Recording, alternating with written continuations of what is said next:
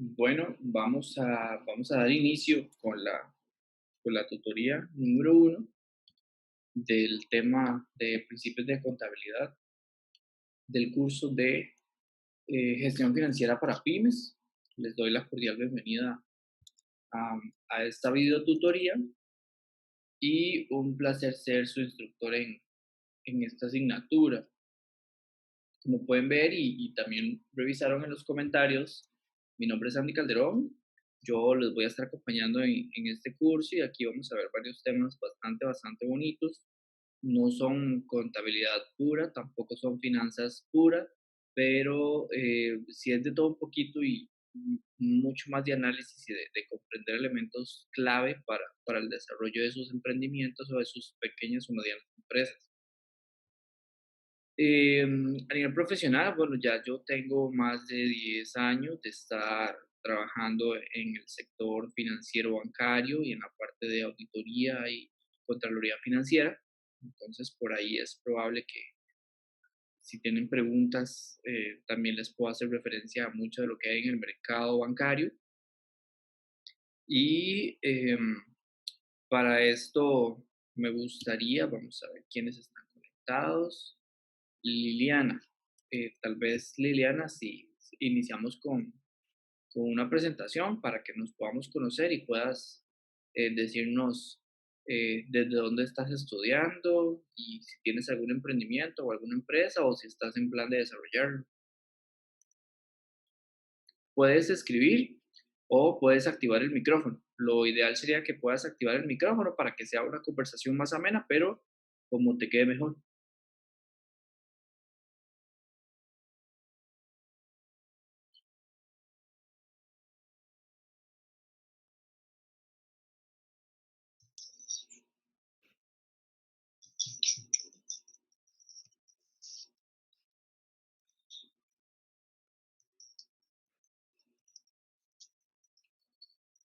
¿Ok? De acuerdo.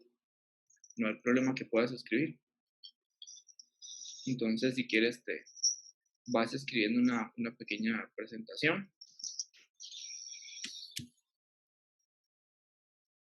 Bueno, mientras Liliana se nos presenta, entonces vamos a explicar un poco algunos elementos básicos de la contabilidad que son súper importantísimos a la hora de trabajar o desarrollar una empresa pymes. Gran diferencia entre la contabilidad para una empresa pymes y la contabilidad para una empresa ya mediana, grande o inclusive transnacional, se enfoca mucho en el objetivo que tienen los propietarios de los negocios. Em, Tal vez ustedes han escuchado hablar de la bolsa de valores, de Wall Street o de la bolsa en, en Londres o la de Nueva York. Y resulta que muchas empresas grandes cotizan en bolsa sus acciones. Entonces, la contabilidad que ellos usan está muy enfocada en eh, revelar información financiera para otros inversionistas, más allá de saber cómo está su empresa, sino más bien para mostrarle a los demás cómo es que está su empresa. Y en el caso de nosotros que manejamos una empresa más pequeña o que trabajamos con nuestro propio emprendimiento o nuestras finanzas personales,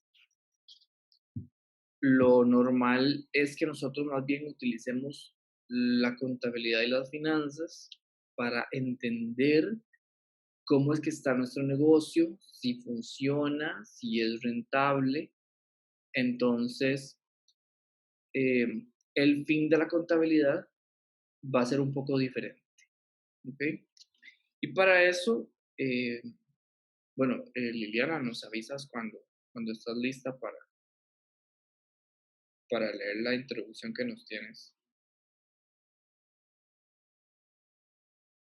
Te vamos a dar un par de minutos.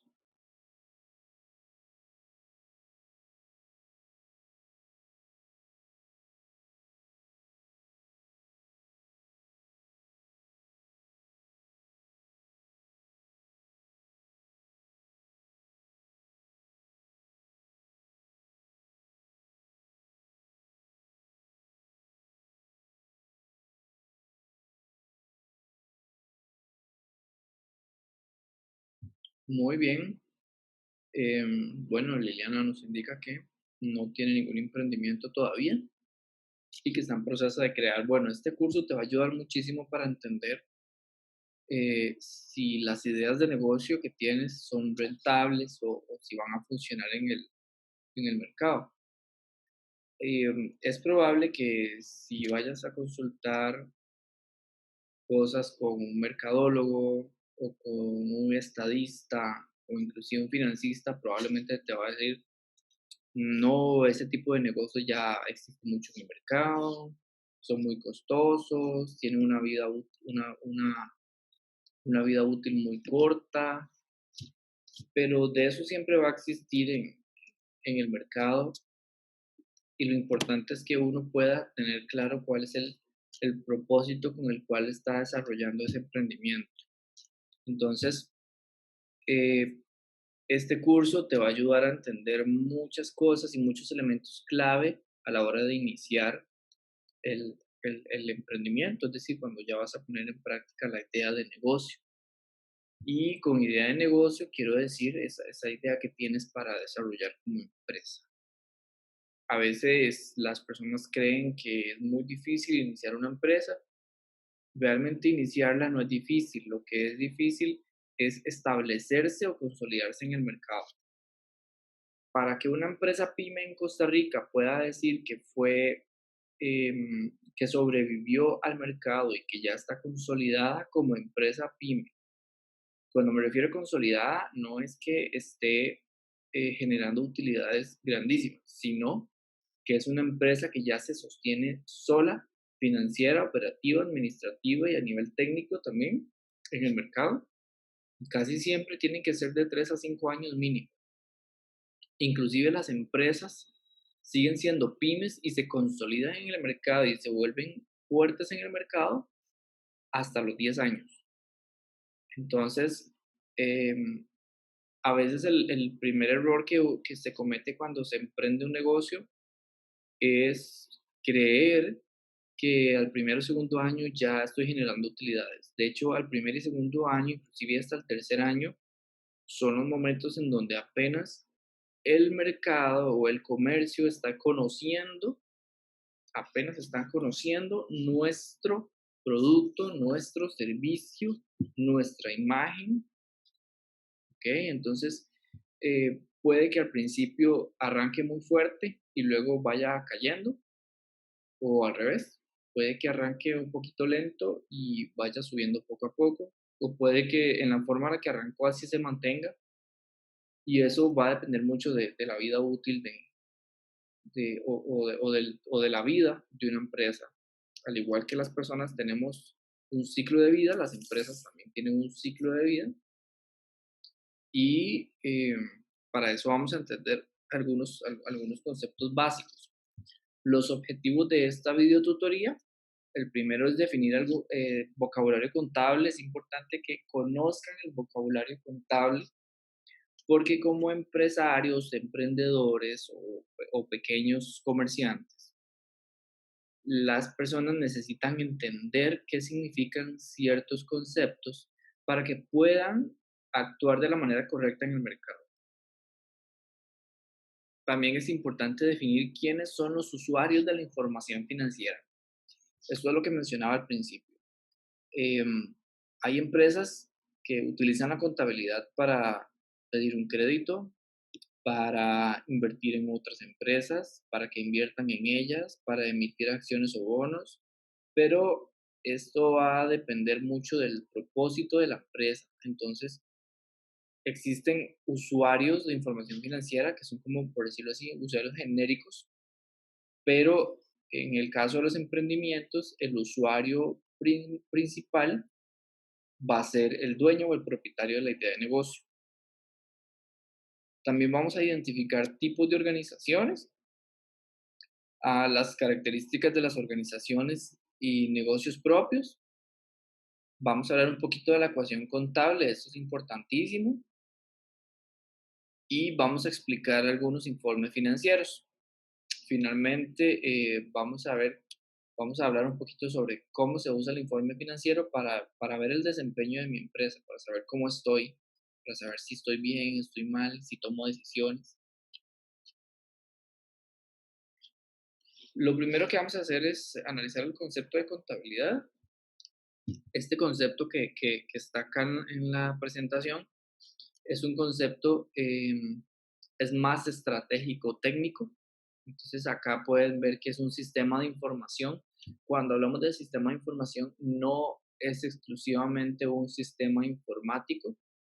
Un sistema de información es todo un conjunto de procesos que tienen entradas y salidas, en este caso, para medir las actividades de la empresa, para poder generar informes para quienes toman decisiones. Entonces veamos que el fin de la contabilidad es realmente tomar decisiones. No me sirve de nada a mí hacer un cierre de caja si yo no voy a tomar decisiones, pues el cierre de caja. Si yo hago un cierre de caja y todos los días estoy cerrando en 20.000 colones y para que mi negocio sobreviva necesito mínimo 100.000 colones, entonces ese cierre de caja es un mini informe financiero que me permite a mí tomar decisiones. Estoy haciendo las cosas bien, necesito mejorar, necesito cambiar, estoy vendiendo bien, mi estrategia es correcta, ¿será que no estoy cobrando o estoy cobrando mal? Entonces, veamos que la contabilidad, más allá de que las personas lo confunden con algo numérico, ciertamente la contabilidad es muy teórica. Y cuando se habla de teórica es porque se utiliza como fundamento, como base para tomar decisiones y no exclusivamente numéricos. Los números y las letras, por decirlo así, en contabilidad van de la mano. Entonces, yo puedo decir, la empresa está creciendo. Bueno, está creciendo ¿por qué?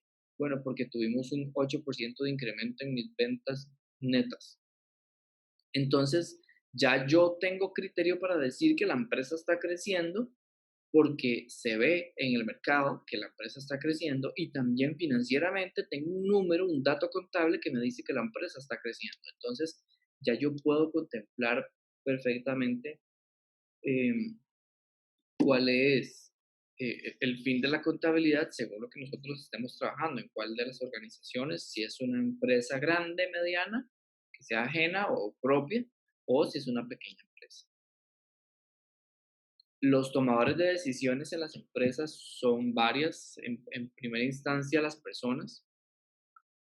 ¿Quién toma decisiones en la empresa? Bueno, las personas, ya llámense los dueños, los accionistas, los propietarios, los gerentes, los supervisores, los de ventas, los de bodega, los de seguridad, limpieza, los de contabilidad, los de finanzas, los de tecnología, todos toman decisiones. Y para eso necesitan en ciertos momentos, van a necesitar datos contables para poder tomar una decisión correcta basada en una información. ¿Quién toma decisiones? También las empresas.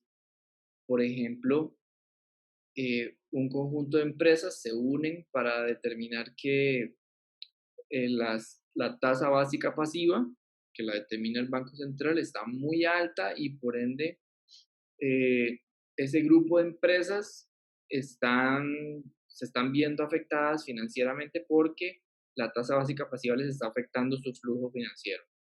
Entonces las empresas van y hacen un empuje al gobierno para que se tomen decisiones. O bien hay algo que se llaman corporaciones, que las corporaciones son como conjuntos de empresas y juntas toman decisiones también. Luego los inversionistas realmente lo que hacen es tomar decisiones en un nivel más macro cuando un inversionista, supongamos de que viene una persona con 30 millones de dólares y le dice a Pozuelo en Costa Rica, vengo a invertir en ustedes. Bueno, la inversión de 30 millones de dólares es bastante significativa, no podríamos decir cuánto, pero sí es bastante significativa porque es mucho dinero. Entonces, un inversionista puede considerarse un tomador de decisión porque el inversionista puede decir, bueno, yo invertí 30 millones de dólares en esta empresa y tengo el poder de decidir A, B y C. Para eso hay determinaciones. La misma contabilidad a nivel teórico nos ofrece información para saber hasta qué punto un inversionista puede tomar decisiones. Los acreedores, cuando hablamos de acreedores, son todas aquellas personas que nos dan algún tipo de servicio o producto a crédito. Los bancos, las empresas, proveedores. Entonces, si yo tengo mi contabilidad y voy a ir a pedir un crédito al banco, y quiero pedir $2 millones y mi contabilidad es apenas en mis activos alcanza $500,000, probablemente el banco me va a decir que no, porque el banco va a decir, bueno, usted está pidiendo un préstamo que es 4 veces mayor al valor de sus activos. Significa que su capacidad de pago no es tan alta para poder pagar este crédito. Entonces no le puedo prestar.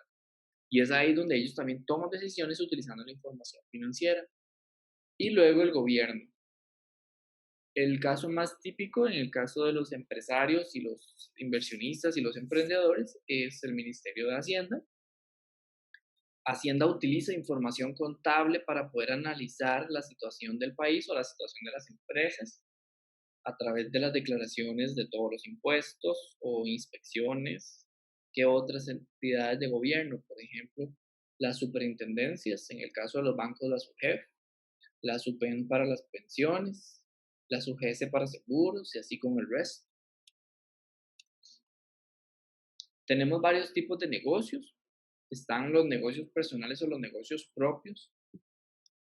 Luego tenemos las sociedades, que esas son muy comunes en Costa Rica. Tenemos las corporaciones, que ya son empresas más grandes, inclusive en Costa Rica hay muy pocas, y las que hay en su mayoría son transnacionales. Después están las sociedades y las compañías de responsabilidad limitada. Estas son bastante comunes en Costa Rica también. De hecho, hay un modelo, podríamos decir que hay dos, pero hay uno que no está tan explorado a nivel mundial y es la Asociación Solidarista. Son empresas de responsabilidad limitada y es un modelo muy tico.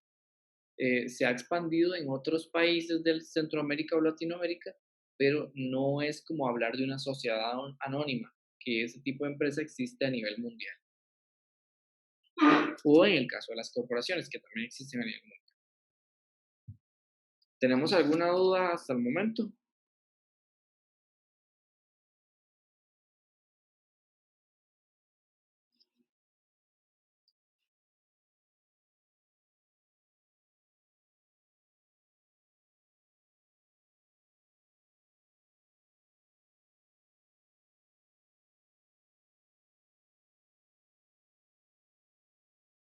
Perfecto. Entonces, acá podemos ver la clasificación de los tipos de negocios, ya sea por su propietario, por la vida de organización y por la responsabilidad del propietario. Entonces, em, el negocio, en cuanto a los negocios propios, los propietarios por lo general son la misma persona. A veces son dos personas, no siempre. Inclusive, cuando hay dos o más, se prefiere recaer a una figura jurídica o a una persona jurídica, en el caso de Costa Rica, que se llama sociedad. Entonces ya dejan de ser personas propietarias y pasan a ser socios. Crean una empresa, es cuando las personas crean una sociedad anónima. Toda empresa puede ser creada a nivel personal. Recordemos que a nivel de mercado las empresas pueden tener actividad comercial, ya sea como persona física o persona jurídica, es decir, ustedes como individuales, como civiles, pueden tener participación en el mercado con algún tipo de negocio. Luego, cuando esos socios deciden expandir su negocio o ellos se hacen más grandes y llegan personas adicionales a querer formar parte de, ellos tienen dos opciones. O, bueno, realmente tienen tres. La primera, no aceptan nada. La segunda, los aceptan como socios y hacen más socios para la sociedad a través de acciones, o bien lo convierten en una corporación y lo que hacen es crear acciones o bonos para que lleguen accionistas y empiecen a invertir en la empresa. ¿Ok? Ya esto es a un nivel muy grande. Por último, vienen las compañías de responsabilidad limitada o las sociedades de responsabilidad limitada. En este tipo de empresas, los propietarios son muchos, en realidad no son accionistas, no son socios, son miembros, así se llaman, y todos tienen un aporte de capital individual, por ejemplo, una cooperativa. En las cooperativas, em, por lo general, no existe un dueño o dos o tres dueños, existen muchos dueños. Si una cooperativa tiene 100.000 cooperativistas, es decir, 100.000 miembros, 100.000 personas asociadas a la cooperativa, esos 100.000 personas son propietarios, porque cada uno aportó un monto para que se construyera el capital de la compañía. En cuanto a la vida de la organización, prácticamente la corporación y las sociedades de responsabilidad limitada tienen una vida indefinida, porque no importa si sus socios o sus accionistas se mueren, siempre habrá gente que continúe con la empresa. Pero en el caso de los negocios propios, si yo soy el dueño de la panadería que tengo en la esquina y yo me muero, tendría que ser que un familiar continúe la panadería, porque si no, entonces al yo morirme se muere la empresa o se muere el negocio. Con una sociedad es parecido. Por lo general, legalmente se le pone un plazo legal de 99 años, es decir, las empresas duran legalmente 99 años, pero las personas socias de esas empresas no viven 99 años. Entonces, o no viven 99 años administrando esa sociedad.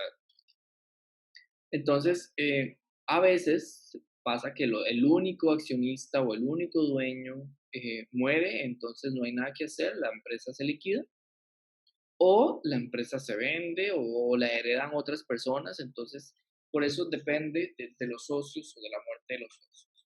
En cuanto a la responsabilidad personal ante las deudas, si usted como empresaria, como emprendedora eh, o emprendedor tiene deudas para su negocio, usted es responsable personalmente de todas esas deudas, al igual que la sociedad. Si los socios aportan 1 millón de colones cada uno y piden 10 millones de colones al banco y no pagan, ambos son responsables de pagar esos 10 millones de colones. La diferencia entre el negocio propio y la sociedad es que son más personas las responsables. Y luego la corporación, los accionistas no son personalmente responsables, sino que los socios, recordemos que para ser corporación debió ser asociada en algún momento, son responsables y la empresa como tal. Entonces, cuando una empresa, corporación o una compañía de responsabilidad limitada no puede pagar alguna deuda, no pagan deudas, entonces el responsable directo de pagar esas deudas no son los propietarios o los accionistas o los miembros, sino la propia empresa. Entonces ahí es donde se ve la muerte de empresas. Por ejemplo, el caso Copemex. En el caso Copemex, em, los socios o los accionistas no pagaron absolutamente nada por las deudas de esa empresa. Pero la empresa tuvo que liquidarse y cerrarse para que con la venta de todos sus activos se pudieran pagar todos los pasivos. Más adelante veremos un poco más estos dos conceptos. Luego tenemos varios tipos de empresa en Costa Rica. El Código de Comercio en Costa Rica permite la creación de diversos tipos de empresas. Vamos a mencionarles nada más, no son tema de este curso, realmente no lo son, pero sí es importante que las conozcan. La primera se llama empresa individual de responsabilidad limitada. En esta, por lo general, son personas que quieren que quieren trabajar con un respaldo o con una personería jurídica, es decir, como persona jurídica, pero que realmente no tiene muchos socios o que es una sola persona. Luego viene la sociedad colectiva, eso es que varias personas se unen. Luego viene la encomandita simple. Después tenemos la responsabilidad limitada, que ya vimos algunas. Tenemos la más común, que es la sociedad anónima.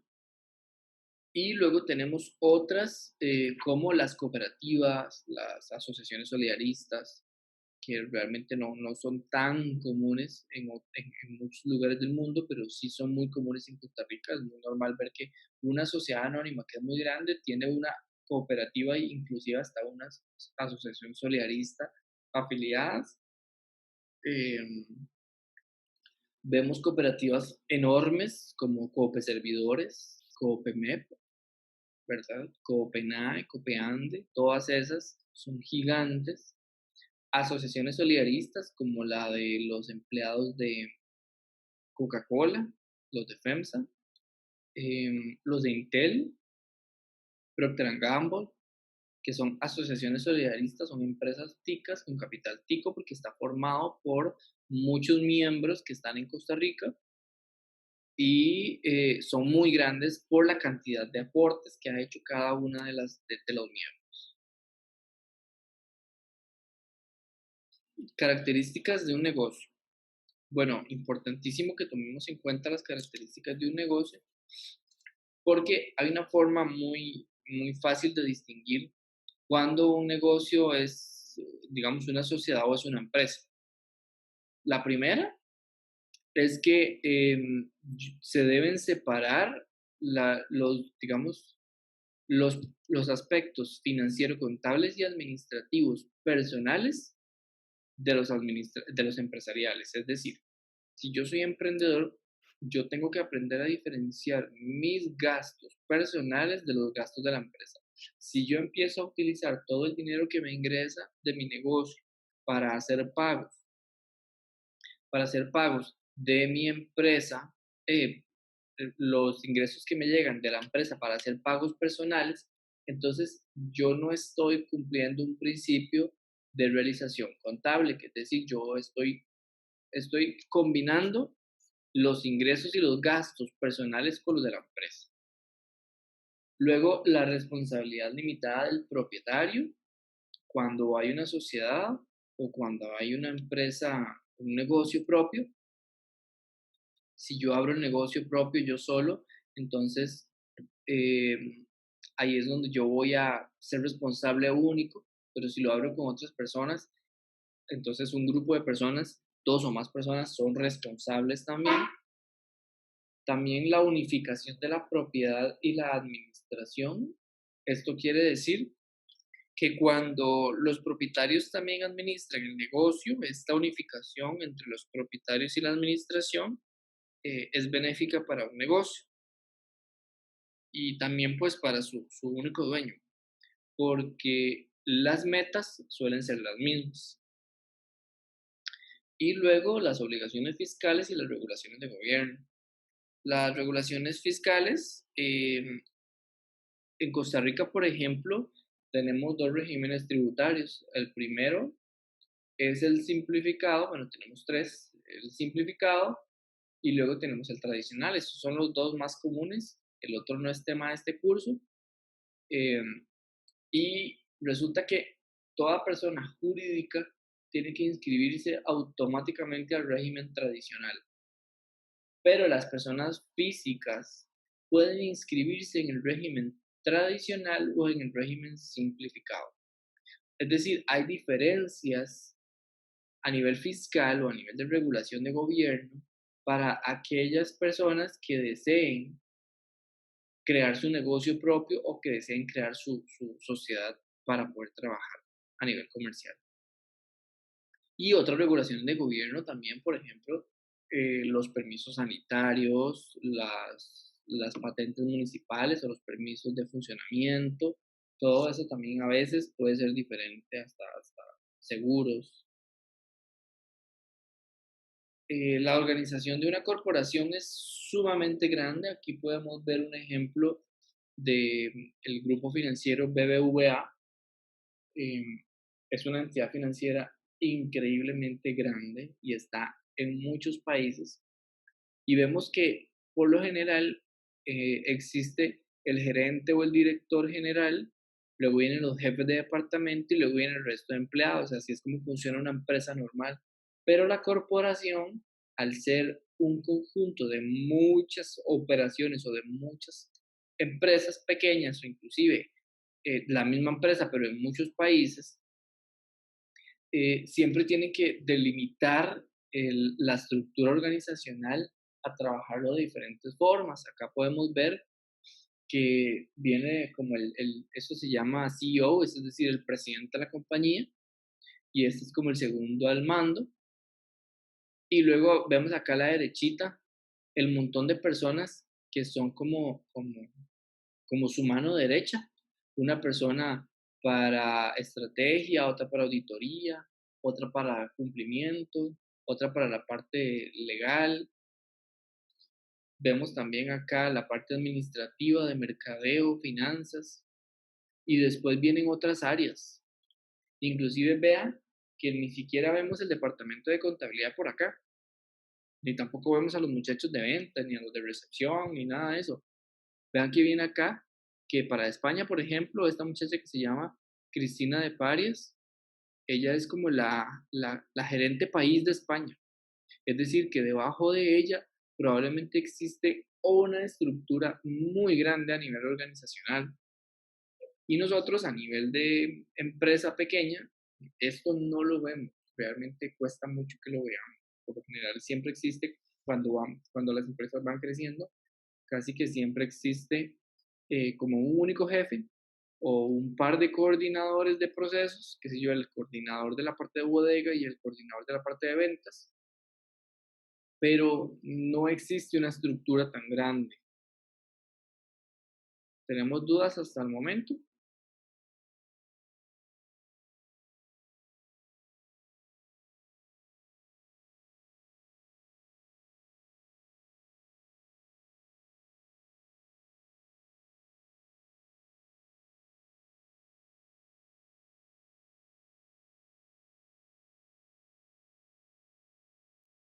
Muy bien, continuamos. Ahora vamos a ver algunos conceptos básicos de contabilidad. La contabilidad tiene 5 cuentas contables, por decirlo así, 5 cuentas contables estrella. Las primeras tres que vamos a explicar acá se llaman cuentas reales y las otras dos se llaman cuentas nominales. Las cuentas reales están compuestas por los activos, los pasivos y el patrimonio. Y resulta que cada una de ellas tiene clasificaciones. Entonces, los activos se dividen en dos. Bueno, se dividen en tres, pero para efectos de este curso vamos a ver dos. Se dividen en activos corrientes y están clasificados en estas el efectivo y todo lo que yo tengo en bancos, la caja chica, bancos, algún cheque que tenga por cambiar, todo eso. Cuentas por cobrar de corto plazo. Si yo tengo una cuenta por cobrar a un proveedor, a un cliente, y ese cliente me puede pagar en 3 años, eso no es un activo corriente. La definición de activo es que son todos aquellos elementos propios de la empresa que sirven para generar otros ingresos o para poder trabajar dentro de la actividad que tiene la empresa. ¿Ok? Entonces, no podemos incluir otras cosas dentro de activos que no sean elementos propios para generar ingresos. Los activos se clasifican en tres, como dijimos al inicio. Los primeros son activos corrientes, es decir, son aquellos activos de corto plazo. Son los activos que se pueden convertir en dinero en un corto plazo. Y cuando hablamos de corto plazo es un año, máximo un año. Entonces, el análisis es muy simple. Yo tengo una cuenta por cobrar porque hay clientes que me deben plata. Yo me pregunto, ¿esos clientes me van a pagar de aquí a un año o de aquí a más de un año? Si me pagan de aquí a un año es una cuenta por cobrar y es un activo corriente. Si me pagan a más de un año, sigue siendo cuenta por cobrar, pero no es un activo corriente. Más adelante vamos a ver uno. Luego los inventarios. ¿Por qué los inventarios son corrientes? Bueno, porque si yo tengo un inventario de mercancías para vender, si yo las vendo, entonces esa venta se me convierte en efectivo. Quiere decir que el inventario se me puede convertir en efectivo en un plazo menor a un año. Y luego las inversiones de corto plazo. Por ejemplo, yo invertí en un CDP o en un certificado de depósito a 6 meses. Entonces, en 6 meses yo tengo un retorno de ese efectivo. Los otros activos se llaman activos no corrientes. Si los activos corrientes eran aquellos que se convertían en efectivo en menos de un año, los no corrientes son los que se convierten en efectivo a más de un año. Algunos activos no corrientes no se convierten nunca en efectivo porque no son, mejor dicho, no es el objetivo de la empresa que se conviertan en efectivo. Por ejemplo, los terrenos. Si yo tengo, bueno, los terrenos y los edificios.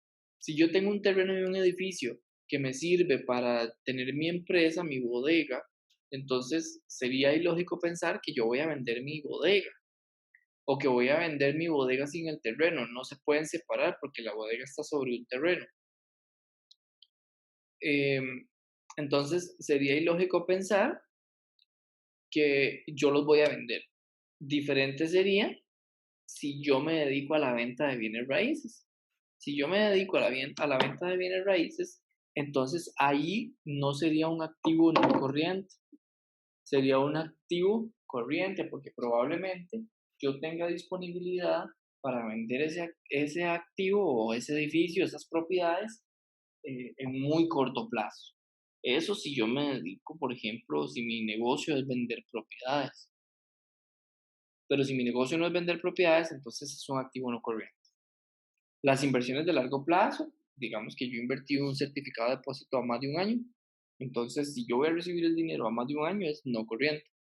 Y las cuentas por cobrar, que son a más de un año, se les conoce como documentos por cobrar. ¿Dudas hasta el momento?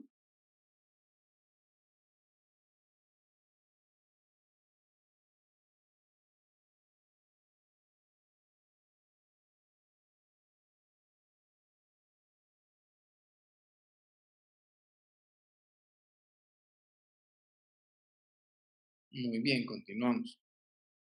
Luego tenemos los pasivos. Los pasivos también se clasifican en pasivo corriente y pasivo no corriente. Y funciona exactamente igual el concepto. Si son menores a un año, los pasivos o las deudas, porque los pasivos son todas las deudas que yo tengo, ese es el concepto de pasivo, es todo lo que yo debo, todo lo que no es mío y lo debo. em, entonces se convierten en pasivos corrientes cuando son de corto plazo y cuando son de largo plazo en no corrientes. Y luego tenemos el patrimonio. El patrimonio es todo aquel aporte que ha hecho el socio, el dueño, el inversionista, el accionista, ya sea dinero, alguna inversión, propiedad, intelecto, patentes, marcas, licencias, cualquier cosa que hayan aportado los propietarios de una empresa o los dueños de un negocio, eso se considera patrimonio, siempre y cuando yo pueda ponerle un valor.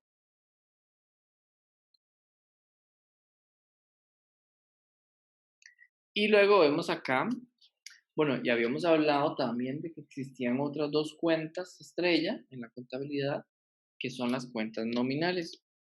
Las cuentas nominales son las cuentas de ingresos y gastos. No vamos a verlas todavía, eso es tema de otros cursos o de los siguientes temas, pero son esas 5 cuentas. Y resulta que en contabilidad existe algo que se llama ecuación contable.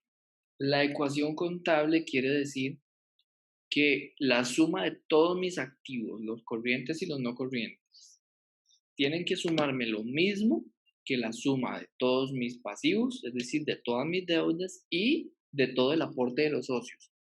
Si yo le debo al banco 1.000.000 de colones y yo aporté 3 millones de colones, la suma de mi pasivo más mi patrimonio es 4 millones de colones. Quiere decir que yo, por ecuación contable, yo debo tener en mis activos 4 millones de colones también.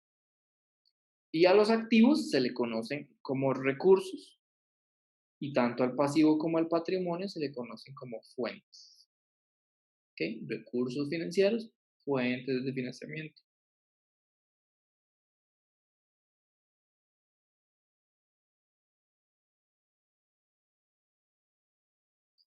Tenemos estados financieros básicos. Los estados financieros básicos, según el marco conceptual de las normas internacionales de información financiera, esta es como la Biblia en contabilidad, es decir, digamos como la base teórica que me permite a mí dar justamente eso, un marco. Define 4 informes básicos. En algunos casos, algunas personas, e inclusive yo me considero dentro de ese grupo, em, le damos, o mejor dicho, señalamos un quinto informe. El primero se llama estado de resultados integrales y en este se incorporan todas las partidas o las transacciones de ingresos, gastos, costos y utilidades y pérdidas del periodo. Si yo durante un año tuve 2 millones de gastos, 5 millones de ingresos y tuve 3 millones de utilidad, entonces eso que yo estoy haciendo, ¿verdad? La suma de todos mis gastos y le resto eso a todos mis ingresos. Si yo obtengo un número positivo, es utilidad. Si obtengo un número negativo, es una pérdida. Eso se llama estado de resultados integrales, porque se incorpora en un documento o en un resumencito, como un estado bancario, por decirlo así, eh, la situación de mi empresa a nivel de resultados, para decir si yo obtuve pérdida o ganancia. El estado de resultados está compuesto por las cuentas nominales, que son esas que vemos acá, los ingresos, los gastos, utilidades o pérdidas del periodo, o los costos también. Y el estado de resultados siempre se fija a una fecha determinada, mejor dicho, a un periodo determinado. Es decir, yo no puedo decir que estoy teniendo utilidades si yo sumo todos mis ingresos y mis gastos del año 2018 y 2019, inclusive los del 2020, y les resto para poder sacar utilidad. Eso no es correcto, porque hay un principio contable que se llama el principio de realización, que lo que me dice es que mis ingresos y mis gastos suceden en un periodo específico. Entonces, si yo estoy analizando el año 2019, yo tengo que contemplar únicamente los ingresos y los gastos que ocurrieron en el 2019. Todo lo del 2018 y lo que llevo al 2020 no puedo contar. Entonces, si en el 2018 tuve pérdida y en el 2019 tuve ganancia y en el 2020 volví a tener pérdida, mi estado de resultados integral lo que me dice es eso, que en el 2018 tuve pérdida, en el 2019 tuve ganancia y en el 2020 tuve pérdida.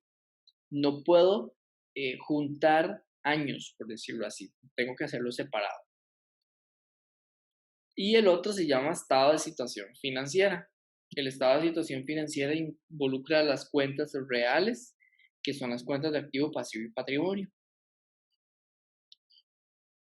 Las cuentas reales, a diferencia de las cuentas nominales, yo sí puedo sumar todo lo que tengo hasta el momento, es decir, a hoy, y decir cuánto es lo que valen mis activos, mis pasivos y patrimonio.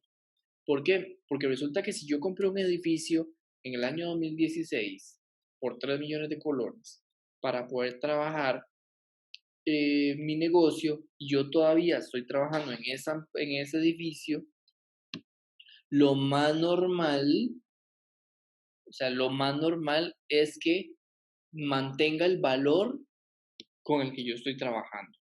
O sea, que yo diga que si me costó 3 millones de colones, probablemente le voy a restar el deterioro, la depreciación, le sumo las mejoras que le estoy haciendo al edificio para ponerle un nuevo valor, pero em, el edificio sigue siendo parte de mis operaciones, entonces yo sí puedo decir cuánto valía al final de cada año, pero yo no puedo decir que en el 2016 había un edificio de 2 millones de colones y en el 2018 ya no está. La única forma en que existan activos, pasivos y patrimonio en un año y en el otro año no es que se liquiden esos activos, pasivos o patrimonio. ¿Ok? Y literalmente sería como reversar las cuentas para poder decir ya esos activos o esos pasivos o ese patrimonio ya no existen.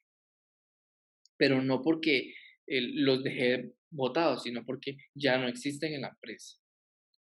El siguiente estado se llama estado de cambios en el patrimonio o estado de cambios en la posición financiera. Esto quiere decir que yo voy a sumar toda mi utilidad, la que he tenido en los últimos años, que se llama utilidad retenida, la utilidad actual, que se llama utilidad del periodo, y se la voy a sumar a todos los aportes de capital que tenga. Entonces, o se la voy a restar, dependiendo también. Puede que yo haya tenido pérdidas, no solo utilidades. Entonces, la suma de todos esos elementos me permiten a mí detallar los movimientos en la sección patrimonial. ¿Okay? Entonces, esta sección patrimonial es lo que dice cuál es el valor de la empresa para los socios. Y el marco define un último estado financiero que se llama estado de flujos de efectivo. Este estado lo que me permite a mí es determinar todos los movimientos que se realizan en las empresas o las transacciones entre las fuentes y los recursos. Es decir, entre los activos y el pasivo y patrimonio. Vimos en el anterior, vamos a devolvernos un poco, de que yo tengo acá fuentes y tengo recursos. Entonces, el estado de cambios en el patrimonio me permite ver solamente esto. En el estado de situación financiera me permite ver estos tres. Y en el estado de flujo de efectivo me permite ver los movimientos que se dieron entre los recursos y las fuentes para la operación de mi negocio. Al principio les mencioné de que algunas personas solemos asignar un quinto estado financiero y es este que se llama notas a los estados financieros. Las notas a los estados financieros son un detalle de estos estados financieros.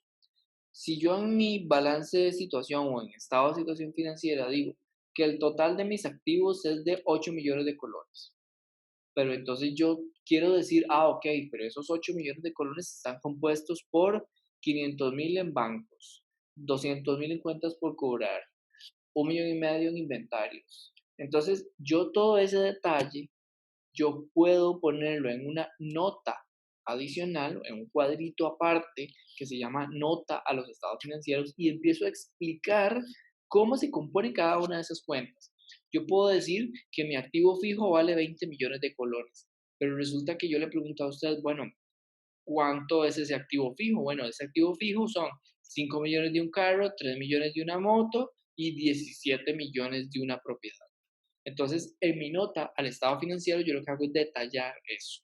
En los estados financieros a veces no se permite agregar tanto detalle como por ejemplo las cuentas por cobrar. Si yo tengo cuentas por cobrar a 30 días, a 60 días, a 90 días, 120 días, a más de un año, más de 2 años, 3 años, ese detalle yo no lo pongo en el estado financiero, yo lo pongo en una nota. Entonces, las notas junto con estos cuatro estados financieros se les llama conjunto de estados financieros o juego de estados financieros. ¿Tenemos dudas con esto? ¿Alguna duda?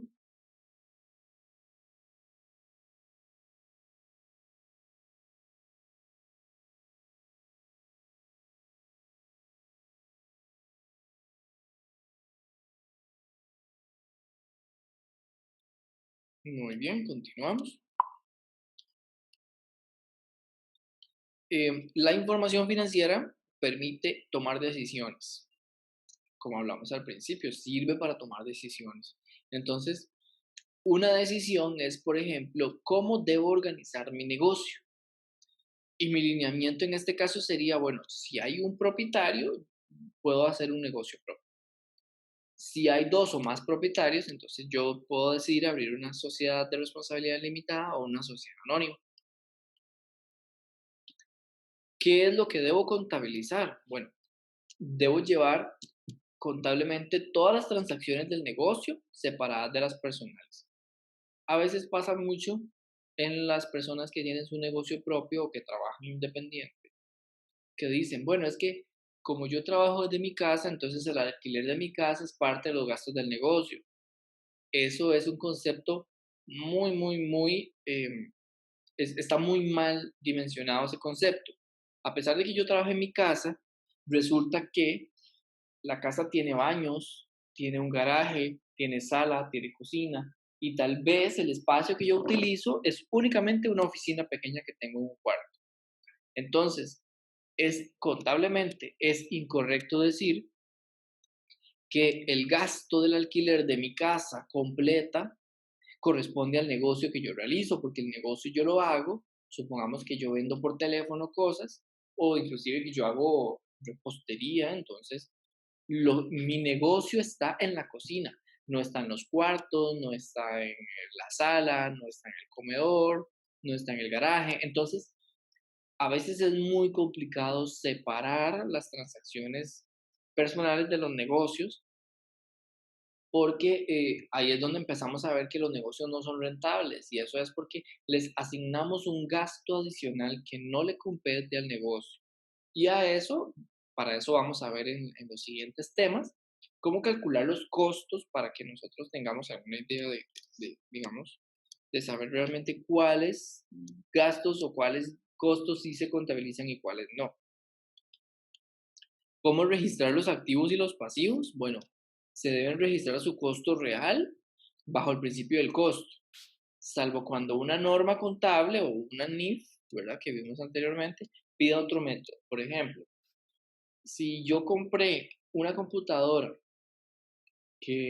o mejor dicho, resulta que yo me dedico a producir repostería para la venta y me compré un horno o una batidora industrial, pero esa batidora en la calle, en el mercado, vale 500.000 colones y yo la compré en 200.000. Yo debo registrar contablemente ese activo, porque es un activo porque la batidora me va a permitir trabajar y generar más negocio. Entonces, yo debo contabilizarlo al valor que vale en el mercado o al valor que yo lo compré. En este caso, yo debo registrarlo al valor que yo lo compré porque ese es el monto con el que yo lo compré. Contablemente existen algunas normas que me dicen a mí que mi información financiera debe ser revaluada al valor de mercado, pero esto lo utilizan las empresas que son muy grandes. Los negocios propios, por lo general, no hacen este tipo de conversión porque llevan un método muy específico y es bastante grande para contabilidades muy específicas. Entonces yo debo utilizar el registro bajo el principio del costo, es decir, lo que me costó, eso es lo que yo registro. ¿Cómo medir las pérdidas y las utilidades? Bueno, yo sumo todos los gastos y le resto todos los ingresos. Si yo obtuve un número positivo, aún así sea un colón o un dólar, obtuve utilidad. Si yo obtuve un número negativo, así sea un colón o un dólar, tuve una pérdida. No significa de que como tuve un dólar de pérdida, entonces voy a ir a restarle de algún lado para quedar por lo menos en cero. Eso no se debe hacer. ¿Por qué es importante que nosotros entendamos cuándo hay pérdida y cuándo hay ingreso? Para saber si realmente nuestra empresa está siendo rentable. Hay dos conceptos muy importantes acá. Los vamos a exponer mejor en las próximas tutorías. Pero cuando yo tengo una empresa, necesito aprender a identificar cuándo la empresa es sostenible y cuándo la empresa es rentable. La empresa es sostenible cuando los ingresos soportan los gastos y los costos. Es decir, que si yo vendo 100, gasto 100. Es decir, estoy prácticamente tablas, como se dice. ¿Ok? Pero una empresa es rentable cuando yo vendo 100 y gasto 50. Es decir, obtuve alguna ganancia y esa ganancia se repite mes a mes en diferentes proporciones. Puede ser que un mes tenga 10, otro mes tenga 30 de ganancia, o tenga 50, tenga 500 de ganancia. Va a depender del tipo de negocio y de los meses. Hay negocios muy estacionales, por ejemplo, los hoteles, los centros vacacionales, que hay temporadas que tienen temporada muy baja, o los rent-a-car tienen temporadas como de casi 5 meses, 6 meses, que son temporadas muy bajas, en donde la utilidad va a ser muy baja. Em, entonces, yo necesito identificar cuándo es rentable y cuándo es sostenible. Y justamente esto, medir las utilidades y las pérdidas, me permite a mí identificar eso, cuándo mi negocio es rentable y cuándo mi negocio es sostenible. Si es muy normal que durante el primer año, inclusive los primeros 2 años, el negocio no sea ni sostenible ni rentable. Es muy normal que la empresa siempre esté en pérdidas o que vaya más bien en picada, justamente por el elemento de que están iniciando y la inversión que se requiere es muy alta. Entonces, siempre habrá mayor costo o gasto que ingresos, ¿ok? Entonces, ¿tenemos alguna duda acá? Ya con esto daríamos por finalizada la tutoría, esperando que la información que tuvimos hoy en esta sesión pues haya sido de utilidad, haya aclarado muchas cosas. Em, la tarea que está puesta en el campus virtual es un ejercicio de hacer asientos contables. Es un ejercicio muy básico. Ustedes también podrán ver algunos videos que reflejan el cómo se hace un asiento contable. De hecho, yo preparé un video donde utilizo un Excel para que ustedes también lo puedan utilizar y vean cómo se hace, cómo se toman las decisiones para registrar un asiento contable, de forma tal que la tarea es bastante sencilla. Es importante que participen también en el cuestionario y cualquier duda que tengan la puedan plantear, ya sea en el espacio de videotutoría que se habilita, como ahorita. Ustedes pueden habilitar em, o sea, ahorita pueden preguntar lo que quieran, algo a nivel personal, algo a nivel laboral, algo a nivel de la materia también. Es un espacio abierto que se deja para que ustedes puedan conversar con sus tutores, o bien pueden utilizar el foro de dudas, en el foro de dudas o el chat inclusive. A mí me gusta mucho enviarles comentarios a través del chat, inclusive independientemente de la hora que sea. Ustedes también pueden escribirme a cualquier hora. Yo a veces respondo de inmediato, a veces respondo al día siguiente, pero siempre la comunicación entre el tutor y el estudiante es importantísima, en especial en estos temas que a veces suelen ser un poquito complicados. Entonces dejo un espacio, unos 5 minutos tal vez, para que puedan plantear dudas, algo que quieran conocer de más, ejemplos que quieran saber de más.